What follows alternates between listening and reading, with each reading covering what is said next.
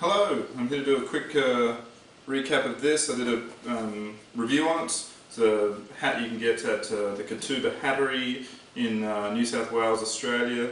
It's called the Federation 4. There's two types, the Federation 4 which I have and the Deluxe which has a white satin on the inside and the fur is slightly more soft. It costs a lot more, well not a lot more, about $60 more. But I had a comment in my last review of someone who wanted to know how to shape the hat, and I shaped this one myself.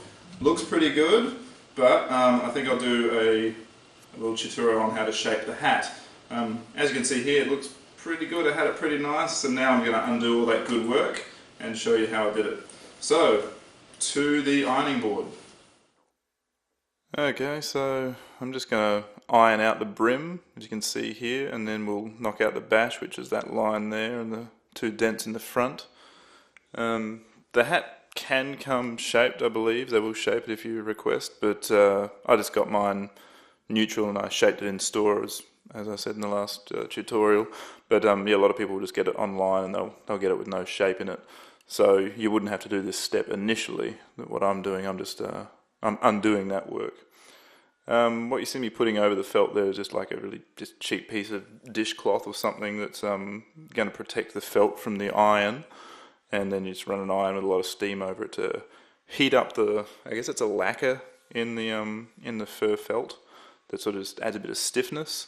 I was a bit worried when I first got it because it does seem quite stiff when you get it, but apparently the more you move it around, the more you play with it, sort of on a microscopic level shatters all the little connections of lacquer in the fur, and you end up with it sort of being more soft, which I did notice after about 6 or 7 months it was quite soft. So that's what it looks like without any shape to it whatsoever. The brim still got the bash in it, but yeah, completely flat brim. So now we want to go over to the kettle and just turn the kettle on. That can take a while. And these are the 4 different versions of the hat that we see in the movies. I'm going to play it one more time, see if you can see what the big difference is. I doubt anyone really could, but so next time we play it through, just have a look at where the bow is. You see the bow on the Raiders hat there, it's sort of closer to the front, and now it's off way to the side, off to the side, off to the side again. So yeah, you'll see that the Raiders hat, the first, and a lot would say the best. It's got the Raiders turn, and what that does is you'll see that dip on the left-hand side, and the next one, you see how the left-hand side slightly bent down, or it's not even. And there again, so you see the asymmetry of the hat, and it's because that bow is pushed around further to the front of the hat. It sort of warps the brim slightly, and you get a really strange look. And there it is again, the left side, the brim is just down a bit. And yeah, if you were going to look above the hat, you would see that the line in the middle that I'm brushing there is it's not pointing directly at the longest part of the front. It's pointing actually off to the left-hand side of where the brim is a bit. That might not make sense to you, but I'll show you a shot later on when we've done it. So now what I'm doing, I'm just steaming up the old hat here, the crown. I'm going to soften that up, and then I'll push that out. And it takes a bit of time. Sometimes it takes 2 or 3 goes to do it. But that's because you just don't want to get the hat too wet. And so there I'm pushing it up, just pushing that center crease out. I'll probably give it another shot. There it goes again. You can't really damage it. It's just it just takes a while to dry if you do it too much on one go. And you'll have to do the kettle 3 or 4 times because you can only use it for like the 5 or 6 seconds that it's actually billowing out mist there.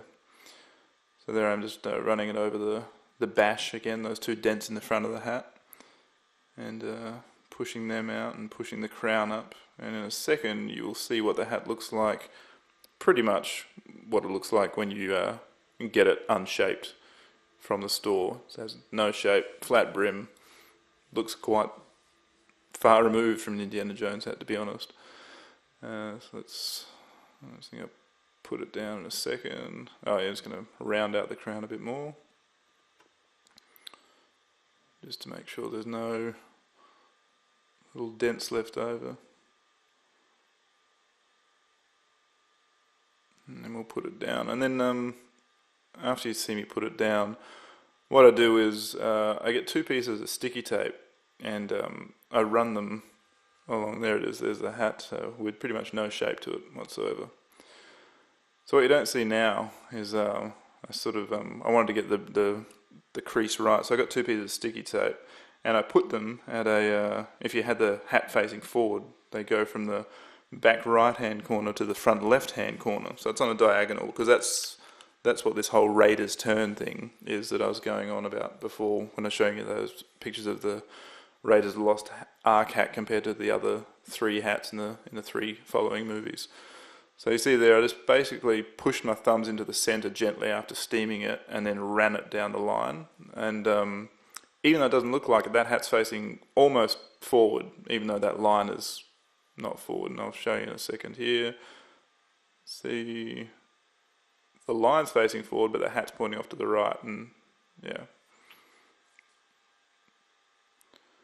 And that's the basis of the Raiders turn. And before I knew about the Raiders turn, I never really noticed hats before in terms of the way that in the old days they would wear those hats. But since knowing it, I've seen a lot of photos where you can tell people have done the crease, which goes from like the back right to the front left, or vice versa.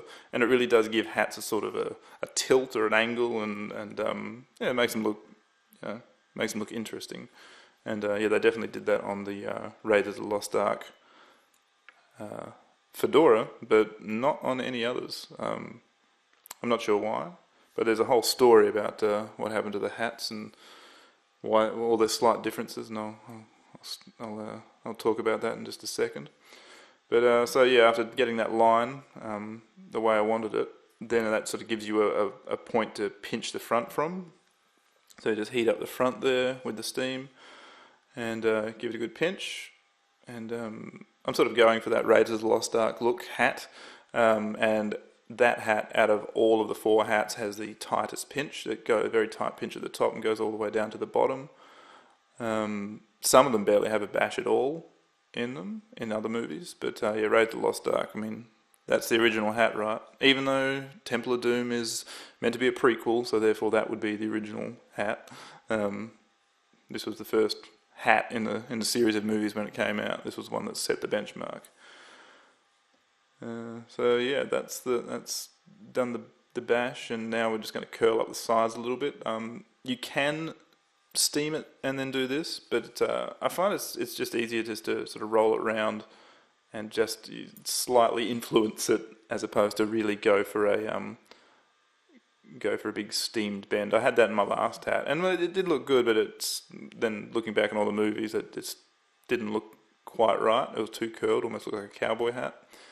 What you can do though is to steam the front part of the brim, as I'm doing now, and then you will just gently sort of run your hand over the front part where the brim is, and just that pressure alone should be enough to bend the hat down as much as you need it to be bent. Just like that. That's pretty much all you need. And then there is one final step where we steam the sides, and then we push inwards a bit. So that gives you a good idea of how that middle line is sort of a bit wonky, because you could see the middle line was going off slightly to the left, but the longest part of the hat was sort of shooting off to the right. Okay, so what we're going to do now is we're going to steam the sides of the hat, and when we're done with that, when it's soft, I'll grab it on the sides and just push it slightly towards the center, and you should see that even further bends the brim down a little bit, and the sides will flare up. And you only have to hold it there for maybe 5 to 10 seconds, and that's pretty much done. And that's pretty much all you have to do. When you see me wearing the hat next, I haven't done anything between this part and that part. But in the middle, let's talk about the hats and the story of the hats and all that sort of stuff. So the first hat is the Raiders of the Lost Ark hat, and that sort of set the benchmark for, what was the Indiana Jones hat. And you'll notice that ribbon it's pushed around to the front more, and it's not actually the ribbon that's pushed around to the front. It's the whole hat is slightly turned, and that pinch is off to the left.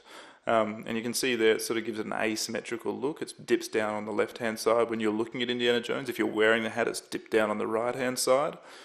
And so that was the hat. Savile Row hatter, milliner named Herbert Johnson.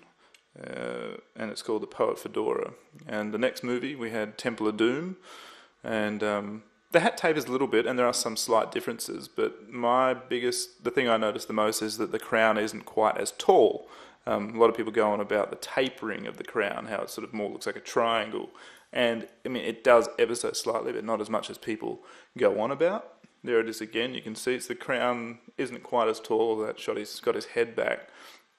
But the main shot I'm going to talk about is coming up next, where they talk about the crown tapering. That's it there. And if you've done any acting like me, I'll throw my link to my showreel up so you can have a laugh at my acting efforts. If you've been in front of the camera, you realise that that's actually just a camera lens distortion. So there's the same hat again, and it's not anywhere near as tapered in that last photo.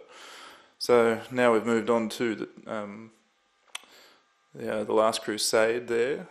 They kind of got closer again to the Raiders of the Lost Ark hat there. The crown is nice and high again. If anything, the brim might be slightly shorter, front, back, and the sides compared to the Raiders of the Lost Ark hat. But it was, I guess it's like the movies, it's the second favourite from the first to most people. I mean, some people love Temple of Doom. I like Temple of Doom. I like them all. I even like Crystal Skull. I'm over the aliens thing. I'm not hating on that anymore.